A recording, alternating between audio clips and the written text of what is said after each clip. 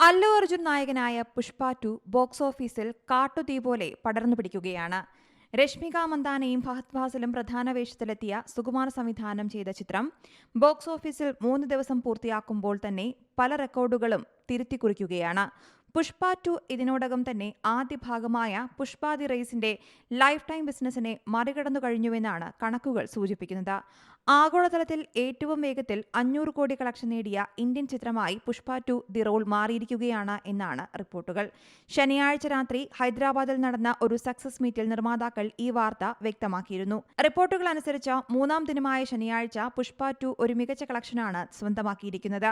വെള്ളിയാഴ്ചത്തെ കളക്ഷനെ അപേക്ഷിച്ച് 20% വർധനവ് കളക്ഷനിൽ വന്നുവെന്നാണ് കണക്കുകൾ. 115 കോടി രൂപയാണ് പുഷ്പ 2വിന്റെ ശനിയാഴ്ചത്തെ ബോക്സ് ഓഫീസ് കളക്ഷൻ കണക്കാക്കിയിരിക്കുന്നതെന്ന് റിപ്പോർട്ടുകളുണ്ട്.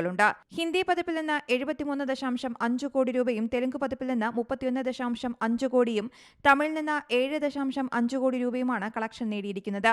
മലയാളത്തിൽ നിന്നും 1.7 കോടിയാണ് കളക്ഷൻ. 2-ാം ദിനമായ വെള്ളിയാഴ്ച 93.8 കോടി രൂപയാണ് പുഷ്പ 2 നേടിയിരിക്കുന്നത്. ചിത്രം വലിയ തോതിലാണ് നോർത്ത് ഇന്ത്യയിൽ കളക്ട് ചെയ്യുന്നത്. ഞായറാഴ്ച ഇത് വീണ്ടും വലിയ തോതിൽ കൂടാനാണ് സാധ്യത.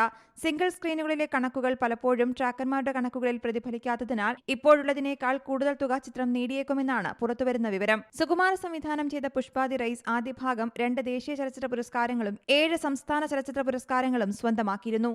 പുഷ്പ ദി റൂൾ ഇതിന്റെ തുടർച്ചയായെത്തുമ്പോൾ സകല റെക്കോർഡുകളും പഴങ്കഥയാകുമെന്നാണ് പ്രതീക്ഷിക്കുന്നത്.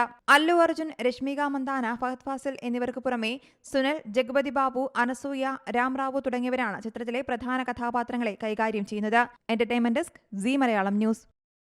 ഏറ്റവും പുതിയ വാർത്തകളും വിശേഷങ്ങളും വിരൽത്തുമ്പിലറിയാൻ സീ മലയാളം ന്യൂസ് എല്ലാ ഡിജിറ്റൽ പ്ലാറ്റ്ഫോമുകളിലും ലഭ്യം.